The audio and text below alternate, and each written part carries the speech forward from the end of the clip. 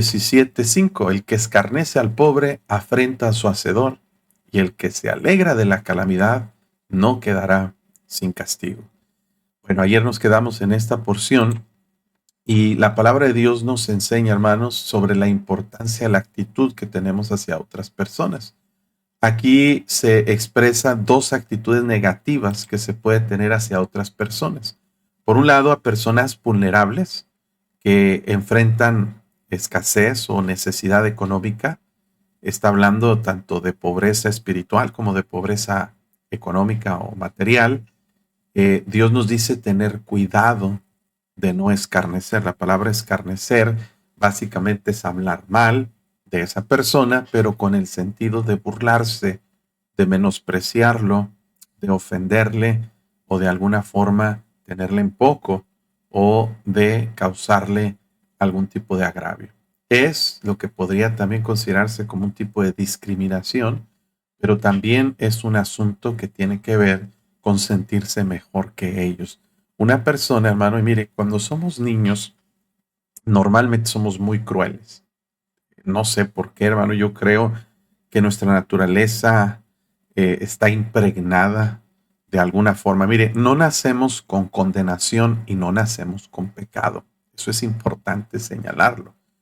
¿Por qué, hermano? Porque somos personas que nacemos en inocencia, que nacemos sin una conciencia del pecado. Dios nos crea como seres inocentes y nos llegamos a este mundo, hermanos, sin pecado. Llegamos a este mundo de alguna forma, hermanos, sin condenación. Porque un bebé cuando muere, pues no podemos decir que un bebé se va al infierno porque no tiene una culpa de conciencia y no tiene la capacidad de tomar una decisión acerca de su fe en Cristo.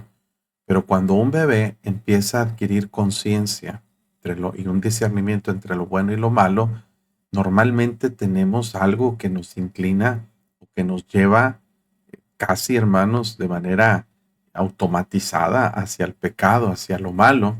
Y los niños, hermanos, muchas veces cuando vamos perdiendo la inocencia nos hacemos muy malvados. ¿Por qué, hermanos? Porque somos muy ávidos en resaltar los defectos de otras personas y muchas veces, hermano, por ejemplo, tal vez que les damos o por lo que ellos aprenden en el entorno, pero un niño desde pequeño somos muy dados a burlarnos de aquellos niños que son pobres, de aquellos niños que son necesitados. La verdad es que cuando yo nací, cuando yo crecí de niño, hermano, nacimos en un entorno hasta cierto punto de austeridad.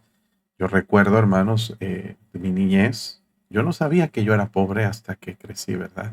Pero sí recuerdo muchas carencias, muchas necesidades.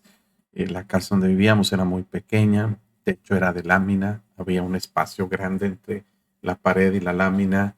Recuerdo ver ratones por ahí circular todos los días. Recuerdo, hermanos, muy austero, desde el sanitario hasta la regadera, nunca tuvimos regadera. eh, Todo lo que tenía que ver incluso con el piso, goteras por todos lados, el frío súper intenso, el calor. Eh, y bueno, hermanos, sí, en la escuela yo recuerdo que niños eran muy crueles con nosotros, se burlaban, ¿verdad? Porque traíamos zapatos medio rotos, porque tal vez la ropa un poco desgastadita, y los niños son muy ávidos a señalar y burlarse de aquellos que tienen menos de lo que ellos tienen. No sé si está ya impregnado en nuestra naturaleza o si es algo que ya traemos, hermano, preprogramado, pero desde niños nos hacemos crueles. Cuando crecemos, aprendemos a disimular, pero no es que cambie mucho, hermanos, nuestra perspectiva o nuestra intención de, de causar escarnio, de causar menosprecio a la gente que es pobre.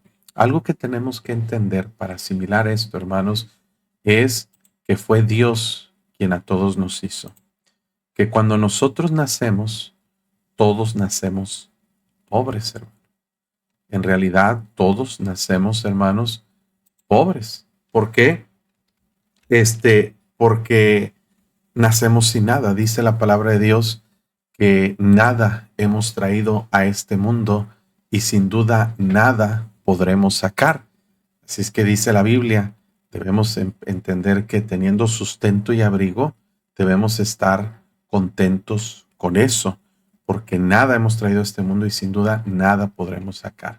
Así es de que, hermanos, algo que debemos tener mucho, mucho cuidado es la actitud que tenemos hacia otras personas. Yo creo que mucho tiene que ver, hermanos, creo yo que aquí está el asunto, que desde niños somos programados, idealizados a que lo que te hace valer es lo que tienes. Desde muy pequeñitos, las caricaturas se enfocan mucho en materialismo. Los cuentos de Disney, las telenovelas, las series, películas, todo parece girar en torno, hermanos, a ese asunto de la cuestión económica. Y muchas veces la gente, hermanos, tiene esa actitud de hacer pensar que lo que nosotros tenemos, que lo que nosotros, hermanos, ah, eh, tenemos económicamente es lo que nos da un nivel, y hasta la gente tiende muchas veces a crear los niveles o las clases sociales para hacer distinguir o pensar que la primera clase es la clase de personas que tienen mucho dinero, y segunda, tercer clase, hasta en lo comercial, se nos hace pensar que tiene que ver con la cantidad de dinero que nosotros tenemos. Y es un principio del capitalismo, del consumismo que hay en este mundo, pero también, hermanos, muchas de las veces está, como les digo, en la naturaleza humana. Así es de que Dios nos manda a tener cuidado con nuestra actitud, de entender que Dios es el que hizo a cada uno de nosotros. Afrenta a su hacedor, no es que Dios hizo pobre a una persona, es que la persona, sin importar su condición social, fue creado por Dios a imagen y semejanza de Dios. Por otro lado, hermanos, también nosotros nacimos en pobreza y hasta cierto punto moriremos en pobreza, porque nada hemos traído a este mundo y sin duda nada podremos sacar. Dice entonces la palabra de Dios que no debemos nosotros caer en el error de suponer que una persona vale por lo que tiene. Y eso es algo muy importante. La palabra de Dios nos da enseñanza acerca de este asunto de la pobreza. En el libro del barbecho de los pobres, dedicó un capítulo para hablar de la perspectiva bíblica acerca de la pobreza. Por ejemplo, enseñamos que hay cosas que valen más que el dinero. Y muchas de las cosas morales y de las cosas y bendiciones que Dios nos ofrece tienen un valor mucho más alto. Entonces hay personas que no tienen riquezas o abundancias materiales, pero tienen riquezas espirituales. Por ejemplo, una de las cosas que más vale o vale más que el dinero es la salvación del alma. Jesús decía, ¿de qué le sirve al hombre si ganare todo el mundo y se pierde su alma? ¿O qué recompensa dará el hombre por su alma? Y otras muchas cosas que ya hemos mencionado, la sabiduría, dice sus riquezas, sus ganancias son mejores que las del oro y la plata. Sabiduría vale más que dinero. Entonces, mejor es ser sabio que ser rico. Y cuando eres sabio, tienes la habilidad para manejar mejor tus recursos y tener más prosperidad económica. Entonces, una cosa produce la otra. Dios nos manda, hermanos, a nosotros cuidar de personas que son vulnerables. Por ciertas circunstancias, a veces fuera del control de nosotros, podemos llegar a enfrentar pobreza o necesidad. Por ejemplo, una mala administración del gobierno, mala distribución de las oportunidades, depreciación, devaluación, inflación, todos esos tipos de factores macroeconómicos pueden influenciar en las dificultades para que una persona pueda tener una prosperidad o abundancia, o pueda o necesite estar en ciertas circunstancias de pobreza. Hay países, hermano, donde los gobiernos han tomado tantas decisiones inadecuadas. Ahora, también es responsabilidad del pueblo, que se lo ha permitido en muchos casos, y en otros casos se trata de un autoritarismo o de un sistema dictatorial que hace, hermanos, que la gente padezca necesidades. Hay muchas circunstancias, macroeconómicas, circunstancias personales de alguna situación que le sucedió a alguien, que por alguna razón perdió lo que tenía. No nos vamos a poner a analizar por qué una persona está en pobreza. Debemos analizar nosotros mismos si tenemos hábitos que están produciendo pobreza y quitarlos. Pero ¿qué dice Dios acerca de la pobreza? Dios nos manda a nosotros cuidar de personas que son pobres o que son vulnerables, que están necesitadas. Job decía, ¿verdad?, en sus argumentos para tratar de decir que él estaba haciendo lo que él podía hacer bien. Y dice Job: si estorbé el contento de los pobres, Job 31:16, si hice desfallecer los ojos de la viuda, si comí mi bocado solo y no comió de él el huérfano, porque desde mi juventud, dice Job, creció conmigo como un padre, y desde el vientre de mi madre fui guía a la viuda. Si he visto que pereciera alguno sin vestido, y al menesteroso sin abrigo, si no me bendijeron sus lomos, y del vellón de mis ovejas se calentaron, si alcé contra el huérfano mi mano, aunque viese, dice, aunque viese que me ayudaran en la puerta, dice Job, mi espalda se caiga de mi hombro, el hueso de mi brazo sea quebrado, porque temí el castigo de Dios, contra cuya majestad yo no tendría poder. Job está diciendo, una de las cosas que yo he procurado en mi vida es cuidar con los recursos que Dios me ha dado, ayudar a personas que son vulnerables. Y eso, hermano, es una actitud de un cristiano. Cuando Jesús dio la parábola del buen samaritano, mostró la actitud de un sacerdote que se pasó de largo a la necesidad de alguien que había sido, por ejemplo, en este caso, asaltado, golpeado y dejado medio muerto. Esa persona estaba en una necesidad extrema, no porque él fuera pobre, sino porque las circunstancias lo llevaron a caer en manos de delincuentes y estar en una situación vulnerable. Estaba en una necesidad, en una pobreza quizá temporal, y nadie quiso ayudarle. Así es de que, hermanos, Dios nos manda a nosotros ser prójimos de esas personas. ¿Qué pasaría si en algún momento dado, por diferentes circunstancias, en un momento como Job, usted perdiera todo lo que tiene? Se quedara en la calle, perdiera su casa, perdiera su dinero, su trabajo. No requeriría mucho tiempo para que estemos en una condición de pobreza extrema, de que no tenemos dinero ni para comer. Así es de que, hermanos, tenemos que aprender a no tener una actitud negativa en contra de personas que son vulnerables o están en una situación de pobreza. Proverbios 14:20, voy a mostrarle un pasaje aquí que ya hemos analizado, hemos estudiado, pero que nos ayuda a tener una actitud correcta hacia personas, aquí, personas que están en alguna necesidad. Proverbios 14:20 nos dice la palabra de Dios que el pobre es odioso aún a su amigo. O sea, es muy fácil tener un menosprecio. ¿Tú qué me puedes ayudar? ¿Qué me puedes aportar? ¿Tú qué puedes hacer por mí? Pues ves a una persona necesitada y tú supones, bueno, si no me puede ayudar, no me puede regresar el favor, entonces yo por qué le voy a ayudar. Por eso el Señor decía en Lucas capítulo 6 que debemos dar sin esperar recibir nada a cambio. ¿Por qué? Porque la gente que ayudamos, que realmente está necesitada, no nos lo puede devolver, pero dice el que nos lo va a recompensar es Dios. Entonces es muy fácil tener una actitud arrogante hacia personas que son pobres. Dice, aún hasta su amigo es odioso y muchos son los que aman al rico. Esa es una tendencia natural del ser humano. Pero note que dice, peca el que menosprecia a su prójimo, mas el que tiene misericordia de los pobres es bienaventurado.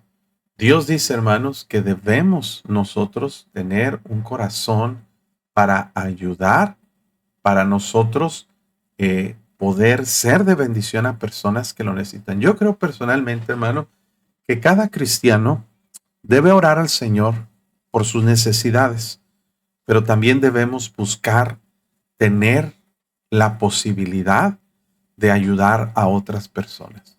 Y debemos pedir a Dios dos cosas. Señor, bendíceme para yo poder ser de bendición. Y Señor, dame la capacidad de entender dónde yo debo ayudar. Fíjense, están viniendo a nuestra iglesia unos pequeñitos, son 4 niños. Su mamá los abandonó y no quiero dar mucha información sobre ellos porque son buenos niños, son pequeñitos, niños chiquitos, hermano. Y tienen un corazón precioso. Viven con su abuela está sola, no los atiende muy bien, medio los maltrata. Los niños, ellos mismos se cocinan, una niña de 6 años preparando comida para sus hermanos. A mí me parte el corazón la condición que estos pequeñitos están. Yo los he amado mucho. Si por mí fuera, estoy orando, hermanos, y ayúdenme a orar. Yo quiero que Dios nos permita poner una casa hogar aquí en la iglesia donde podamos recibir niños como ellos, que no están bien cuidados, que no están bien atendidos. Dios ha puesto en mi corazón mucho, y no lo digo por jactancia, nadie lo sabe, pero ayudar a estos niños. Cada vez que yo puedo, justamente esta semana, mi hermana me ayuda mucho con eso. Ella los trae a la iglesia, ella los cuida. Y no quiero hablar de más, hermano, porque no quiero tampoco ni avergonzar, ni tampoco jactarme. Pero Dios sabe, hermanos, que es un anhelo de mi corazón y algo que me parte a mí, mi alma y mi espíritu, es ver niños en condición que no están bien cuidados, bien alimentados o que están en necesidad. Recuerdo que los llevamos en Navidad de compras. Quería yo comprarles algo, lo que ellos escogieran. ¿Qué es lo que quieren, mijos? ¿Qué es lo que les gustaría comprar? Lo que quieran, yo se los voy a dar. Busquen y agarren, los llevé a Walmart, lo que quieran agarrar. ¿Sabe qué agarraron? Pañales para su hermanita chiquita. Agarraron aceite, agarraron cereal, agarraron comida. O sea, un niño no piensa en esas cosas, no piensa en comida, piensa juguetes, piensa en otras cosas. Llevé a mis hijos para que vieran ellos, ¿verdad?, el corazón que ellos tenían. Y no estoy diciendo nada por jactancia. Dios lo sabe, hermanos. Pero lo que quiero decirle, hermanos, que debemos tener un corazón de misericordia, un corazón compasivo, porque fue lo que Dios hizo por nosotros. Ya sabéis la gracia de Dios, ya conocéis la gracia de nuestro Señor Jesucristo, que por amor a vosotros se hizo pobre, siendo rico, para que vosotros por su pobreza fuésemos enriquecidos.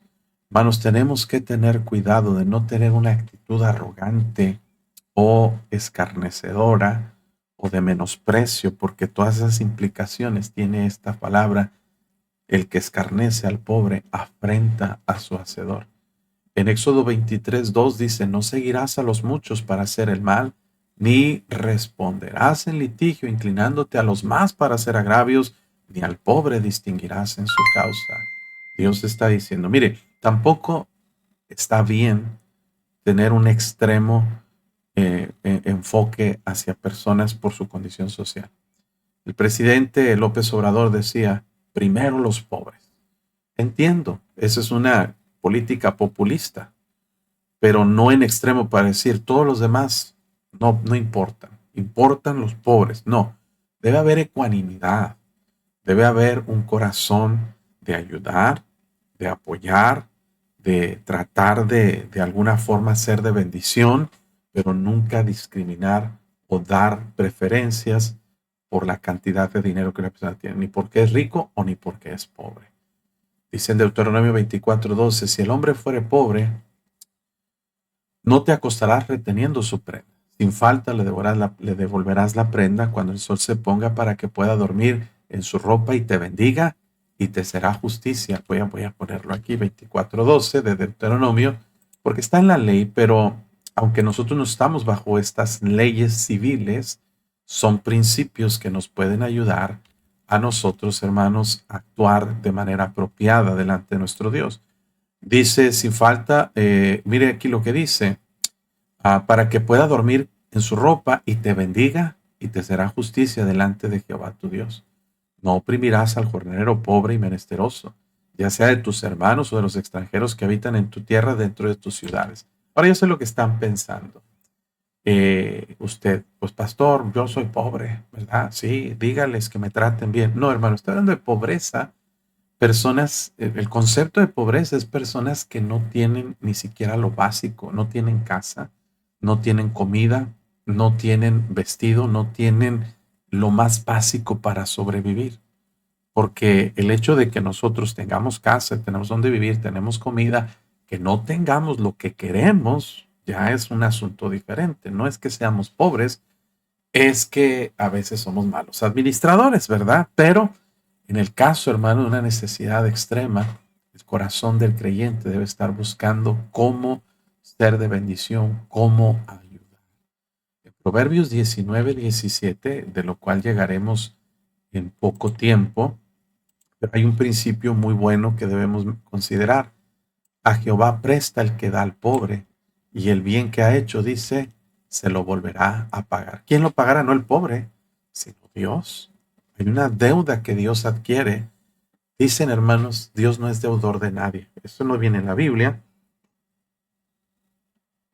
pero se entiende por implicación que Dios no le debe a nadie, nada. Pero hay una condición en la que Dios dice, hey, cuando tú haces esto, hay una deuda que yo voy a pagar, y Dios la paga. Pero es como si le prestáramos a Dios. ¿Alguna vez le has prestado a alguien que no necesita dinero?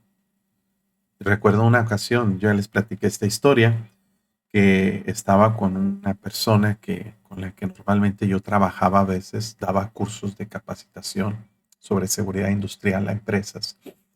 Y él me contrataba anteriormente, ya hace años que no. Y en ocasiones, en una ocasión me invitó a comer para atender algunos asuntos, para pedir algunos consejos. Y resulta, hermanos, que cuando íbamos a pagar, se da cuenta que se le perdió la cartera, no la traía en ese momento. Él siempre pagaba la cuenta y me dice, oiga, ¿me presta para pagar? Y yo se lo devuelvo. Yo sí, nunca he tenido problemas con él, una persona muy, muy generosa. Le presté, no sé si 500 pesos o algo así. Al terminar el día nos despedimos, ¿verdad? Su cartera estaba en su carro. Me lleva a él hacia donde ya nos íbamos a despedir. Y me dice, le debo. Dije, no, no me debe usted. No se preocupe, yo invito, ¿verdad? No, no, no, ¿cómo cree? Yo le pedí y le voy a pagar. Bueno, me regresó, no sé si eran 500 y me regresó 5,000 pesos o 3,000 pesos. No recuerdo, ya fue hace años. El asunto es que me dio mucho más de lo que yo le había prestado. Entonces me dijo, tenga. Dije, pero yo nomás le presté 500 pesos. Sí, pero esto va con intereses. Así me dijo la persona. ¿Usted sabe qué le dije yo? Cuando se le ofrezca, usted sin problema pídame, ¿verdad? Bajo esas condiciones cualquiera está contento de prestar. Pero la Biblia nos dice, hermano, que Dios paga esas deudas. Que nosotros, de alguna forma, y no de manera maliciosa, pero con un corazón generoso, ayudamos a una persona en necesidad. En Lucas 14, el Señor da instrucciones que cuando nosotros hagamos un banquete, una fiesta, no está hablando exclusivamente que siempre lo hagamos eso, pero cuando hagas banquete, dice, llama a los pobres, a los mancos, a los cojos, a los ciegos, y serás bienaventurado, porque ellos no te pueden recompensar, pero te será recompensado en la resurrección de los justos. Entonces, versículo 12 dice, cuando hagas comida o cena, no llames a tus amigos. No está diciendo que está prohibido que invites a tus amigos, pero está diciendo cuando tu propósito es ser recompensado, pues invitar a tus amigos no da ninguna recompensa. ¿Por qué? Porque tú los invitas y luego ellos te invitan a ti y hay una cierta correspondencia y no hay una necesidad. Pero cuando tú haces algo con el propósito de ser bendición, lo que debes hacer es compartirlo con personas que lo necesitan. Entonces, hermanos, Proverbios 28-27, todo esto para enseñarnos la actitud, porque escarnecer al pobre es tenerle menosprecio, es tener indiferencia, es no valorarlos, no apreciarlos y no ayudarlos. En realidad, un cristiano debe tener un corazón para ayudar. 28-27 dice la Biblia, el que da al pobre no tendrá pobreza, mas el que aparta sus ojos tendrá muchas maldiciones. Todo esto, los versículos los citamos en el libro El barbecho de los pobres y pueden ser de ayuda para entender nuestra actitud correcta. Proverbios 3:27 dice, no te niegues a hacer el bien a quien es debido cuando tuvieres poder para hacerlo. No digas a tu prójimo, anda, vuelve y mañana te daré cuando tienes contigo que darle. Dios está diciendo, el corazón de un cristiano bendecido por Dios es alguien, hermanos, que tiene ese corazón para ayudar, para orar y para ser de bendición a las personas cuando lo necesitan. Y por el contrario, hermanos, jamás hacer un distinto o un distingo entre una persona por su condición social. En las iglesias, hermanos, debemos tener mucho cuidado de no escarnecer al pobre. En Santiago 2.1, la palabra de Dios nos da información y nos da instrucciones que debemos tener cuidado, hermano, porque es muy fácil caer en pecado en esto. Santiago 2:1 dice, hermanos, que vuestra fe en el glorioso Señor Jesucristo sea sin acepción de personas. Porque si en vuestra congregación entra un hombre con anillo de oro y con ropa espléndida, y también entra un pobre con vestido andrajoso. Ahora, ese tipo de personas normalmente no entran a las iglesias. Se sienten incómodos. ¿Por qué, hermanos? Porque llegan y ven pura gente elegante, trajeada, bonita, con cara de santos. Se van a sentir incómodos. Pero la iglesia debe tener un espíritu de tal manera que una persona que no tiene esa apariencia muy refinada o muy elegante puede entrar a la iglesia y sentirse cómodo en ese lugar. Hay iglesias que yo mismo como pastor y predicador llego y me siento muy a gusto. Me siento un poco hasta escarnecido, vulnerado, porque no siento ser de la categoría de algunos miembros que asisten a algunas congregaciones, sin juzgar. Pero ¿cuál es la actitud? No es la apariencia, es la actitud. Dice, y miras con agrado al que trae ropa espléndida y le dices, siéntate tú aquí en buen lugar. Y decís al pobre, estate tú ahí en pie o siéntate aquí bajo mi estrado. No lo corren, pero lo tratan mal. Dice Dios, ¿no hacéis distinción entre vosotros mismos y venís a ser jueces de malos pensamientos? Hermanos míos, ¿no ha elegido Dios a los pobres de este mundo para que sean ricos en fe y herederos en el reino que ha prometido a los que le aman? Yo le doy gracias a Dios, hermanos, que el Señor nos ha aprobado en este aspecto. Y no lo digo con mala apariencia y con mala actitud, pero hay un ministerio que nuestra iglesia tiene, ministerio a personas indigentes, personas en la calle. Y comenzamos este año una ruta para traer gente en condición de calle a la iglesia. Yo he notado como pastor, francamente, que algunos hermanos de la iglesia se han incomodado. ¿Para qué les he hecho mentiras de que somos una iglesia perfecta? Ahora, nadie ha dicho nada, nadie se atreve. Yo he enseñado sobre esto, hermanos. Yo sé que los hermanos les noto un poquito de incomodidad, ¿verdad? Pero ¿sabe una cosa, hermanos? Tenemos que aprender que si no fuera por la pura gracia de Dios, podríamos ser nosotros los que estamos en esa condición. Y yo considero perfectamente que el Señor Jesús, en su ministerio, se enfocó mucho a este tipo de personas. Imagínese usted los ciegos que eran mendigos, que gritaba aquel Bartimeo, Jesús, hijo de David, ten misericordia de mí. Era un mendigo en condición de calle. Era una persona que no tenía acceso a un lugar para bañarse. Si de por sí en los tiempos del Nuevo Testamento, en los tiempos de Jesús, la gente no se bañaba todos los días porque no había agua. Imagínese un pordiosero, un mendigo, pidiendo en la calle, viviendo de caridad. ¿Qué hizo Jesús, hermano? No lo ignoró, aunque la gente lo ignoraba. Dice la Biblia que Jesús detuvo a toda la multitud y mandó llamar a Bartimeo. Dicen, ten ánimo, el Señor te llama. ¿Cómo el Señor había de prestar atención a ese mendigo? Y luego el Señor le dice, ¿qué quieres que te haga? Las palabras humildes del Señor, ¿qué puedo servirte? ¿Qué puedo hacer por ti? Hermano, usted y yo somos como ese ciego. No merecemos nada, pero el Señor nos ha tratado con agrado y nos ha bendecido y nos ha dado tanto que no merecemos. Recuerdo otro caso que un leproso, y un leproso, usted tiene que entender el contexto cultural. Un leproso era una persona muy indeseable, no solo por su olor, sino por su apariencia y su enfermedad.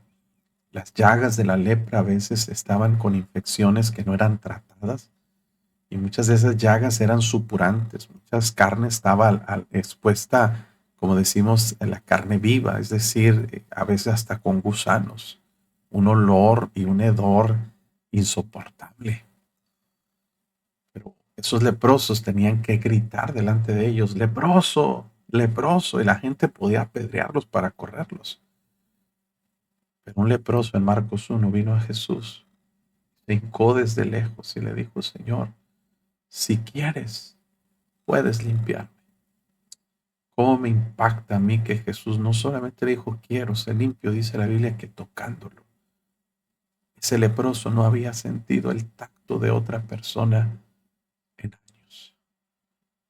Pero Jesús no se mantuvo lejos, no solo se acercó, no solo lo sanó, lo tocó. Y esa implicación es muy poderosa. Tanto, hermanos, que se registra en la Biblia la actitud de Jesús de tocar a un leproso. Estaba prohibido porque había un riesgo de contagio. Era la peor enfermedad que alguien podía adquirir. Sin embargo, hermanos, nos muestra una actitud que el creyente debe tener.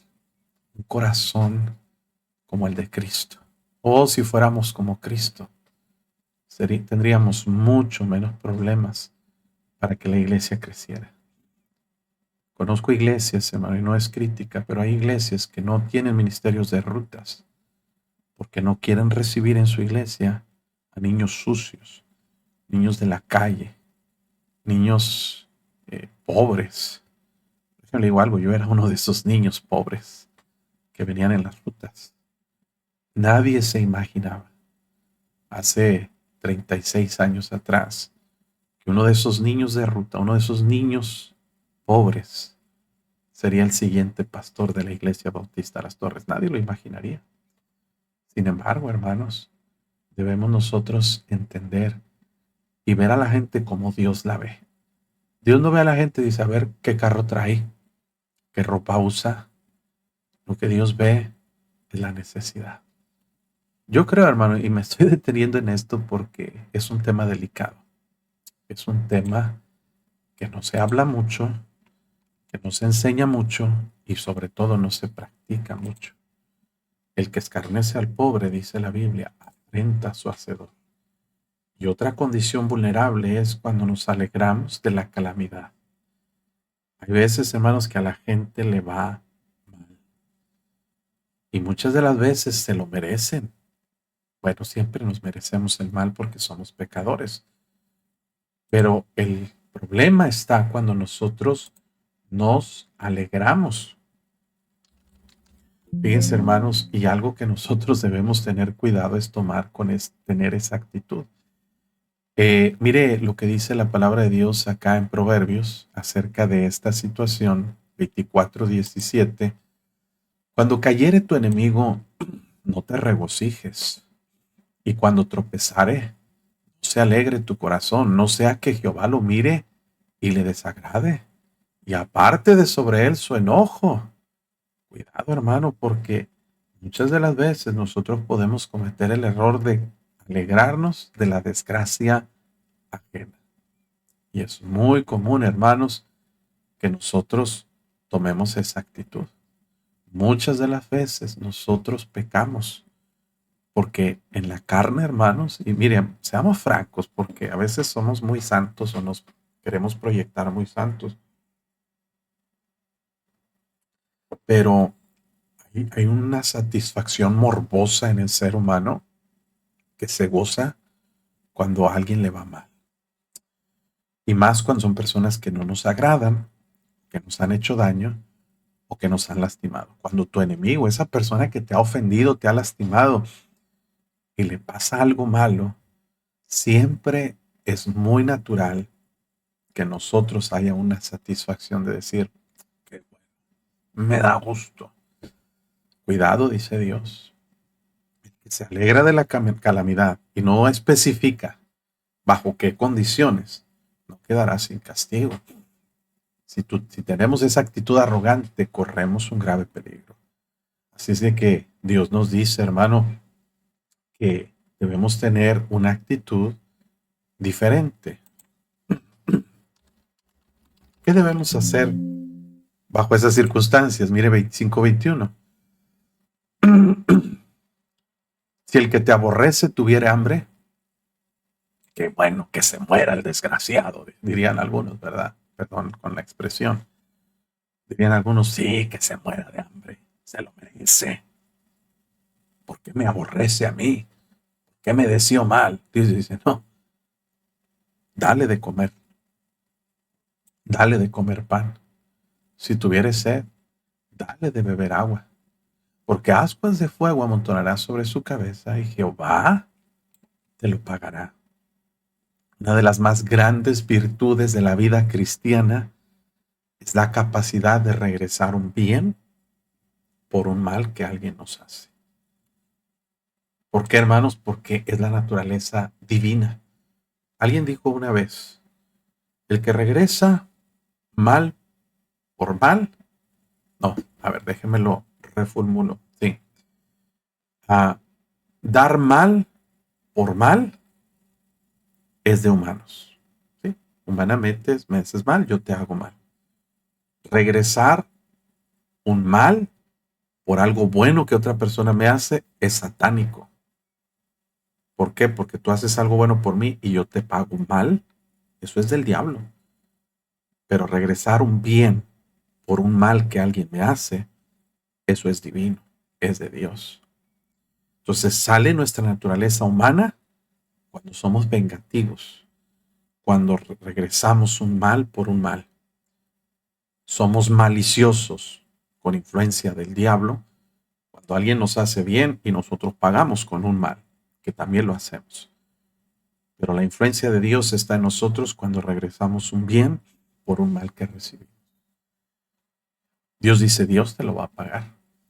Romanos 12:20 cita este pasaje diciéndonos, si es posible, en cuanto dependa de vosotros, estad en paz con todos los hombres. No os venguéis vosotros mismos, amados míos, sino dejad lugar a la ira de Dios, porque escrito está, mía es la venganza.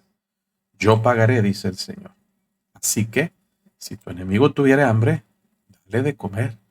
Y si tuviere sed, dale de beber. Pues haciendo esto, ascuas de fuego amontonarás sobre su cabeza. Y luego dice, no seas vencido de lo malo, sino vence con el bien. La actitud de un cristiano que actúa sometido o influenciado por la presencia de Dios en su vida es regresar un bien por un mal que nosotros recibimos. Mateo capítulo 5 nos habla sobre una perspectiva mejor o más clara acerca de la ley. Vamos a hablar cuando habla acerca de represalias, ¿verdad? Mateo 5:38, viste que fue dicho ojo por ojo y diente por diente. La ley del talión.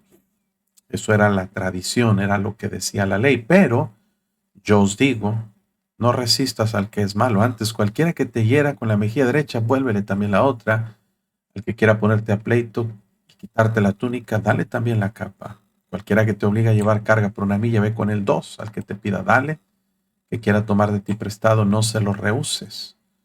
Oíste que fue dicho, amarás a tu prójimo y aborrecerás a tu enemigo. Pero yo os digo, amad a vuestros enemigos, bendecid a los que maldicen, y mire esto, haced bien a los que os aborrecen, y orad por los que os ultrajan y os persiguen. Verdadero cristianismo no es pagar cada quien con la misma moneda. No, es pagar bien por mal que recibimos. Tú me ofendes, yo oro por ti. Y si puedo, hasta hago algo por ti. Esta enseñanza obviamente no es popular, obviamente no nos gusta, no estamos de acuerdo, porque nuestra carne es, no, queremos venganza, queremos retribución, pero Dios quiere, hermano, que nosotros seamos sabios, sensatos, prudentes y que seamos, hermanos, como hijos de Dios, perfectos, es maduros, completos, como dice la palabra de Dios. Así es de que este proverbio nos enseña las actitudes hacia otras personas negativas, escarnecer al pobre y alegrarnos de la calamidad ajena. No se ponga contento, hermano, cuando a alguien le va mal. Versículo 6, corona de los viejos son los nietos y la honra de los hijos sus padres. Esta es una declaración, hermano, no está usando el paralelismo antitético como en otros capítulos, Simplemente es una declaración que parece inocua, quiere decir sin mayor trascendencia. Como decir, a los viejos les gustan los nietos. Pero la palabra corona tiene que ver, hermanos, con una recompensa, con un premio, con un grado de distinción o de honor. Una persona que ha llegado a una edad madura se pone muy contento, dicen los que tienen nietos, no estoy buscando todavía, pero dicen los que son abuelos que se llega a querer hasta más a los nietos que a los hijos. Yo no sé, no lo entiendo, no lo puedo confirmar. Eso he escuchado de muchos abuelos. El asunto es, hermanos, que hay como una recompensa que Dios da a una persona que ha vivido en sabiduría, que ha vivido bajo el buen cuidado de su hogar y tiene la dicha, hermanos, de haber educado a sus hijos, de haberlos hecho llegar a formar sus propios hogares y ahora tiene la oportunidad y la posibilidad, hermanos, de hasta poder ver a sus nietos y cuidar de ellos y disfrutar de ellos. La Biblia nos dice que Job disfrutó a sus hijos y luego a sus nietos hasta la cuarta generación. Y es parte de una corona, de una recompensa que Dios nos da a nosotros cuando nosotros hacemos su voluntad. Y luego dice, la honra de los hijos son sus padres. Tener nosotros, hermanos, unos padres que nos cuidan, que nos guían, debe ser para nosotros un honor, un privilegio, una responsabilidad que también debemos cumplir delante de Dios. Así es de que el mandamiento de que los hijos honren a los padres es una correspondencia de gratitud por lo que ellos han hecho por nosotros. Por eso dice la Biblia, hijos, obedeced en el Señor a vuestros padres, porque esto es justo. Aquí no hay una declaración así como muy profunda sobre el asunto, pero sí hay, hermanos, una enseñanza de la importancia de los vínculos y del respeto en el hogar entre generaciones. Tanto el viejo, como tiene a sus nietos y disfruta de ellos, como el hijo tiene a sus padres, depende de ellos y les da honor y obediencia como es la voluntad de Dios. Versículo 7 dice, no conviene al necio la altilocuencia, cuanto menos al príncipe el labio mentiroso. Entonces vemos aquí, hermanos, en este versículo 7, cómo el Señor nos habla acerca de cosas que parecen no corresponder. Una persona necia no es que no le conviene ser sabio. La altilocuencia es la capacidad de presentar discursos de una altura o de una trascendencia sabia muy elocuente. Viene de la palabra misma o de la misma raíz de elocuencia. Elocuencia es la capacidad de hablar muy bonito, de hablar y dar discursos públicos y poder atraer la atención de la gente. La altilocuencia es hablar fuerte y bien educado. Eh, una persona necia normalmente no da este tipo de muestras de sabiduría o sensatez. Entonces, cuando dice no conviene, es como que no combina, como que no concuerda una cosa con la otra. Y vemos, hermanos, que así es como si usted dijera algo que no cuadra, ¿verdad? Algo que no parece ser totalmente una paradoja, totalmente algo absurdo, algo contrario. Es como si dijeras eh, eh, este, ah, algo que está seco y mojado, algo que está frío y caliente. O sea, son dos cosas totalmente opuestas, dos cosas totalmente contrarias. Es como decir, no le conviene al frío el calor, ni al calor el frío, ni al agua la sequedad, ni la sequedad al agua. A la luz la tiniebla la luz. No hay una correlación entre una cosa y otra, son cosas totalmente distintas. La altilocuencia, un discurso sabio, no conviene, no combina, no coincide con una persona necia. Y ese es el sentido para mostrarnos la magnitud del enfoque de la enseñanza, un paralelismo sintético que nos guía hacia una declaración. Dice, si no corresponde o no conviene al necio la altilocuencia, mucho menos al príncipe, a alguien que tiene un grado de autoridad o de liderazgo, no le conviene ni debería estar eh, participando en labios mentirosos, en decir cosas que no son verdad. Eso sería un ideal de liderazgo. Una persona que sabe, si Dios me pone a mí en una posición de liderazgo, de privilegio, de autoridad, yo no debería, bajo ninguna circunstancia, usar la mentira para engañar a la gente. Una, porque vamos a dar cuentas a Dios por la posición que Él nos da. Y otra, porque se espera de un líder que sea transparente, que sea claro, que sea íntegro y que sea un buen ejemplo a las demás personas. Entonces, la primera frase solamente es para enfocar el contraste que hay entre la práctica mentirosa de una persona que está en liderazgo. Hermanos, si Dios le da a usted cualquier tipo de liderazgo, aún en su hogar como padre, como madre, en una clase, escuela dominical, en un trabajo, en cualquier lugar donde usted ocupa una posición donde otros lo observan, trate de ser íntegro y transparente. Eso es lo que la gente más valora. Cuando hay integridad, transparencia, honestidad, no hay mentiras, engaños, fraudes, porque eso es lo que decepciona y causa que la gente, hermanos, pierda confianza en nosotros. El versículo 8 es otra de esas declaraciones que parecen inocuas, que parecen simplemente como una frase, un dicho popular. No está avalando el soborno porque en muchos pasajes se prohíbe usar el cohecho o el soborno. Pero el versículo 8 menciona cómo en un mundo corrupto, hermanos, la gente piensa y asimila de esta manera como una piedra preciosa es el soborno para el que lo practica. Le dan un valor muy grande, porque a donde quiera que se vuelve, evidentemente haya prosperidad.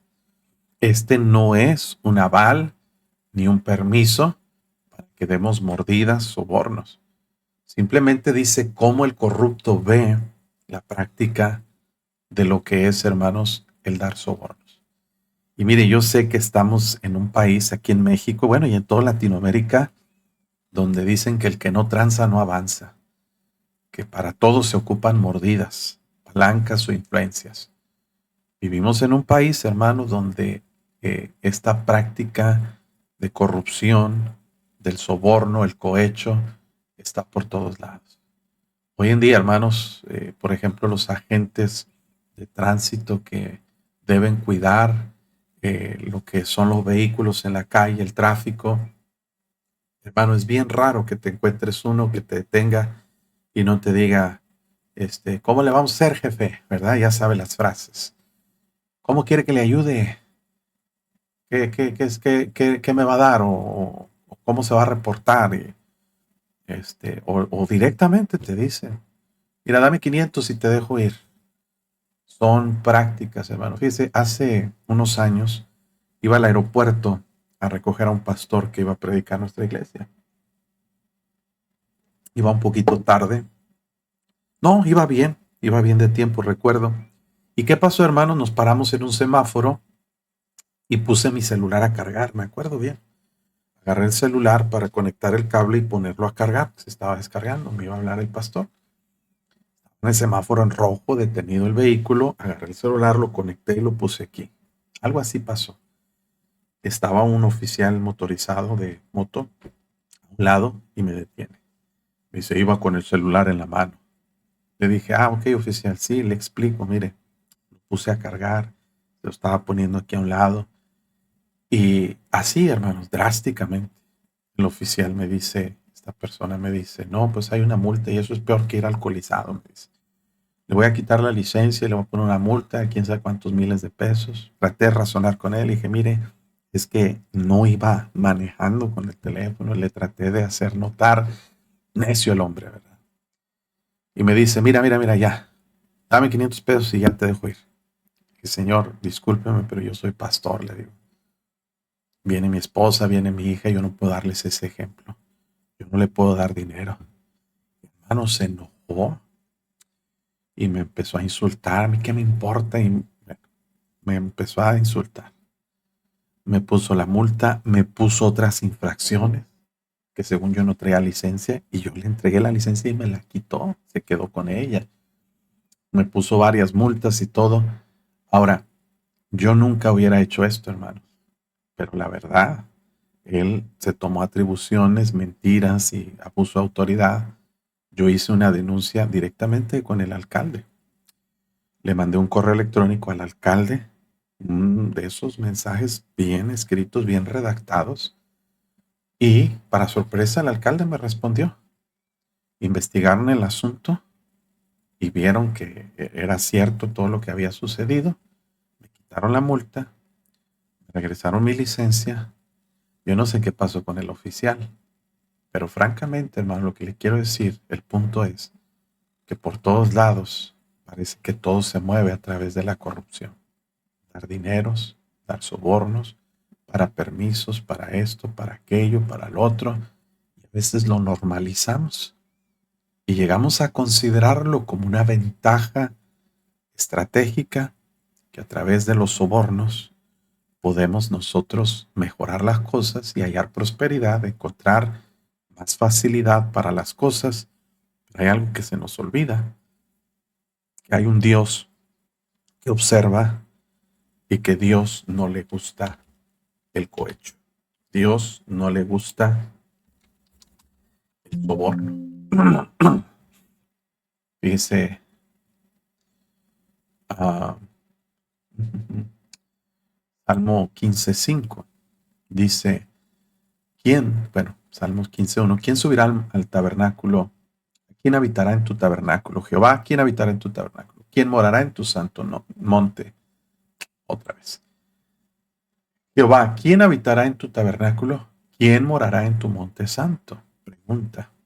Bueno, la respuesta, el que anda en integridad y hace justicia, que habla verdad en su corazón. Ese, dice Dios, habitará en una relación cercana con Dios. Habitar en su monte no es literal, es un asunto espiritual, una comunión con Dios. El que no calumnia con su lengua, ni hace mal a su prójimo, ni admite reproche alguno contra su vecino. Aquel a cuyos ojos el vil es menospreciado, pero honra a los que temen a Jehová. El que aún jurando en daño suyo, no por eso cambia. Quien su dinero no dio a usura, uso de intereses a través de préstamos y créditos, ni contra el inocente admitió cohecho, soborno. El que hace estas cosas, dice Dios, no resbalará jamás. Dios no le gusta, hermanos. El soborno es un tipo de corrupción, es un tipo de manipular las cosas en favor de algo deshonesto. Y versículo 8, hermanos, simplemente resalta la manera de pensar de muchas personas que justifican esta práctica. Versículo 9, y vamos a avanzar hasta el 10 si Dios nos permite, pero dice que el que cubre la falta busca amistad, mas el que la divulga aparta al amigo. La idea de cubrir la falta, no confunda la palabra cubrir con encubrir. Encubrir es solapar, es tener una coparticipación de un hecho. No está hablando de pecados, no está hablando de tener una parte o una correlación o participación con un pecado que alguien comete. Cuando está hablando de cubrir la falta, está hablando de perdón, está hablando de pasar por alto. Es una palabra que implica expiación, que implica un cierto tipo de no prestar atención a algo. El que cubre la falta busca la amistad. Note que la palabra falta no tiene que ver con pecado. Tiene que ver con una carencia moral, espiritual, o con una carencia física o de alguna forma o emocional que alguien tiene. Si algo podemos saber, hermanos, todos tenemos faltas, carencias. Algunos nos falta paciencia, algunos nos falta cierta inteligencia, algunos nos falta tacto para hablar, algunos nos falta atractivo físico. ¿Sí me entiende lo que quiero decirle? Las faltas son carencias que nosotros tenemos y todos tenemos faltas. Por así decirlo, todos tenemos defectos. Todos tenemos, hermanos, fallas. No necesariamente hay una relación aquí con pecados o con hechos malvados que nosotros hacemos. Son carencias que tenemos en nuestra personalidad. Si tú estás viendo los errores y defectos de cada persona, pues nunca vas a tener amistad con nadie. Hay personas que dicen, yo no creo en la amistad. Todos son hipócritas. No tengo amigos porque todos me fallan, porque todos me quedan mal. Este no es mi amigo porque feo. Este no es mi amigo porque es mentiroso. Este no es mi amigo porque no tiene dinero. Este no es mi amigo porque es bien corajudo. Si tú estás buscando los defectos, nunca vas a tener amigos. Pero dice la Biblia, en Primera de Pedro 5:8, también lo dice la Biblia, que el amor cubrirá, en Proverbios también dice que el amor cubrirá multitud de faltas. ¿Ok? ¿Dónde está? Aquí lo tenemos. Ay, ay, ay. Ok. 10:12. El odio despierta rencillas, pero el amor cubrirá todas las faltas. Ya habíamos estudiado ese pasaje en Proverbios 10. El amor cubrirá todas las faltas. Cuando tú tienes una actitud humilde, con la intención de ser amigos, como dice el versículo 17, el hombre que tiene amigos ha de mostrarse amigos. Y parte de la intención de querer tener amigos es tener la capacidad de no ver los defectos o las faltas que otra persona tiene. Si tú buscas amistad, tienes que estar dispuesto a no centrarte en los errores y los defectos de una persona. Tienes que tener la capacidad de pasar por alto ciertas cosas. Nadie, hermanos, es perfecto. Y nadie va a encontrar amigos si solamente te estás enfocando en las faltas de la persona. El que cubre la falta busca amistad. Y luego, por otro lado, dice, más el que la divulga.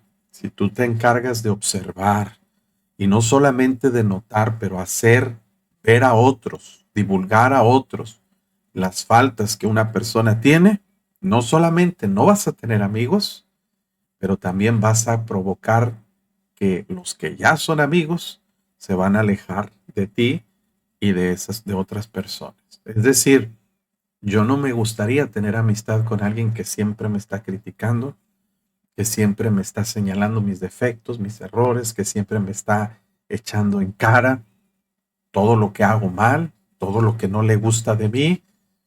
Pues yo mismo voy a apartarme de esa persona. Y si tenía intenciones de hacer amistad, ¿sabes qué? Mejor guardo mi distancia.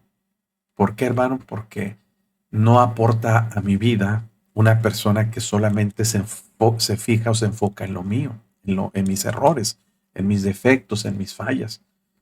Y eso, hermanos, aplica mucho en el matrimonio. Ahí le va, lo vamos a aplicar. ¿Por qué, hermanos? Porque hay parejas que viven en problemados y a punto del divorcio, porque lo único que hacen es estar resaltando los defectos del otro. ¿Cuántas veces no he hablado con parejas? Y yo a veces en la consejería les digo, a ver, hermanos, les doy un papelito. Escríbame en este papel 10 cosas que usted cambiaría de su esposo, la hermana. Y la hermana a veces dice, 10, pueden ser 20, ¿verdad? Igual al esposo. Póngame aquí 10 cosas que usted cambiaría de ella. Y mire, qué rápido se escriben los defectos. Esto y aquello y lo otro y aquello. Bien rápido, me entregan la lista rápido. Ahí está, pastor. Que el hombre no es atento, no es caballeroso, que no es esto, que no es lo otro, que no es lo otro, que no es aquello, que no me ayuda en nada, que no hace qué hacer, que no recoge sus calcetines, que deja la ropa tirada y la lista rápido. Y el hombre, ¿verdad? Que se pierden las llaves, que la comida, que las tortillas, que la ropa, que cualquier cosa. Fácil sacamos las faltas.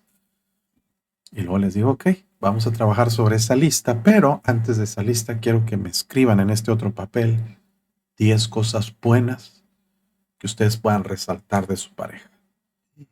¿Cómo se tardan para anotar virtudes? Digo, no va a poner aquí sus ojos, su cabello, no. Virtudes. No físicas, sino virtudes que esa persona tiene. Su personalidad. Y ay, hermanos, cómo batallan para escribir una o dos. Ahí radica un problema principal en los matrimonios. Mujeres que tienen buenos esposos, su esposo no es mujeriego, esperamos en Dios porque es cristiano, no es borracho, no se le pierde, no anda en parrandas, no se va con los amigos, no sale a ningún lado, no gasta el dinero en otras mujeres o en vicios, es buen proveedor, buen cuidador de usted, pero aún así, hermana, nomás anda buscando qué fallas tiene para echarle en cara al hombre. No lo puede ver sentado y no lo puede ver en la casa porque nomás le está hostigue y hostigue como gotera continua en el tiempo de lluvia. Es la mujer rencillosa e iracunda. ¿Sabe que hay hombres que dicen, ¿sabe qué, jefe? Deme horas extras. No, no hay horas extras. Pues aunque no me paguen, yo vengo porque no quiero estar en mi casa. Y eso pasa en los matrimonios. Igual, a la inversa. Usted tiene una buena esposa, varón. Es una buena mujer. Es una mujer confiable, fiel, una mujer respetuosa, una mujer que teme a Dios, que ama al Señor. Y aún así usted nomás está viendo sus fallas, sus defectos. Pues esa relación no va a funcionar mientras usted no aprenda a cubrir la falta. ¿Qué es cubrir? Dice Proverbios 10:12, el amor cubrirá las faltas. Quiere decir, hermano, en nuestra perspectiva, vamos a suponer que una persona está aquí y otra persona está aquí, en virtudes. Y este espacio que hay entre uno y otro, para que podamos vernos igual y amarnos igual, tiene que ser rellenado, cubierto de alguna forma. ¿Qué cubre este hueco, este vacío? Dice la Biblia, el amor cubre, rellena. Es como cuando usted va en una carretera y encuentra baches por ahí. Los baches son malos, pueden dañar los neumáticos. Y hay unos que son muy grandes. Pero cuando viene en un ideal, en un mundo ideal, viene municipio y rellena, tapa esos baches con concreto o con asfalto, eso hace que el camino esté más transitable y todo se puede funcionar bien. Y es lo que necesitamos hacer en las relaciones. En toda relación, las faltas deben ser cubiertas. Y una clave para eso es el amor. Y el amor es producido a través de Dios. Hijitos, amémonos unos a otros porque el amor es de Dios. El que no ama no ha conocido a Dios porque Dios es amor. Entonces, dice la Biblia en Romanos 5:12 que el amor de Dios ha sido derramado en nuestros corazones por el Espíritu Santo. Dios es el proveedor de amor. Él es amor. Y cuando Él puso al Espíritu Santo en mí, Él derramó su amor sobre mí, pero Él está dispuesto a darnos y darnos el amor que necesitamos para cubrir las faltas y buscar una buena relación con otras personas. Aplica en matrimonio, aplica entre hijos y padres, aplica entre pastores y miembros de la iglesia. Porque usted tiene un buen pastor, Dios le ha dado un siervo de Dios que ama al Señor, que trata de ser bendición a su vida, pero usted ya llegó a un punto donde nomás ve sus defectos y todo critica y todo le parece mal. ¿Sabe por qué? Porque usted busca las faltas y usted no busca amistad con esa persona. Pero el que cubre la falta busca amistad. Es el que la divulga. Aparta al amigo en la iglesia. Usted divulga los errores del pastor y otros se van a fijar en lo que usted se fija y se van a desanimar y hasta se van a ir de la iglesia. Cuidado con nuestras palabras. Cuidado con nuestras actitudes. Yo creo que hasta aquí vamos a llegar, hermanos, porque ya se fue el tiempo. Quería llegar hasta el versículo 10, pero mañana retomamos ahí si a usted le parece bien. Versículo 10 dice, la reprensión aprovecha al entendido más que 100 azotes al necio.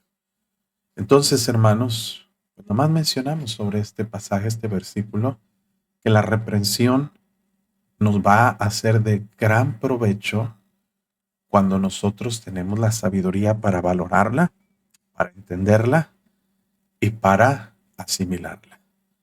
Esto es muy importante. Yo creo que mañana voy a hablar porque hay mucha información que la Biblia nos da acerca de la reprensión y la actitud que tomamos hacia ella. Si somos entendidos, la vamos a valorar y aprovechar. más que 100 azotes al necio. Es decir, una persona necia le puedes hasta pegar y azotar y no entiende, ni a garrotazos se entiende. Pero una persona entendida basta decirle, hermano, eso está mal, para discernir, analizar, meditar y concluir, es cierto, voy a cambiar.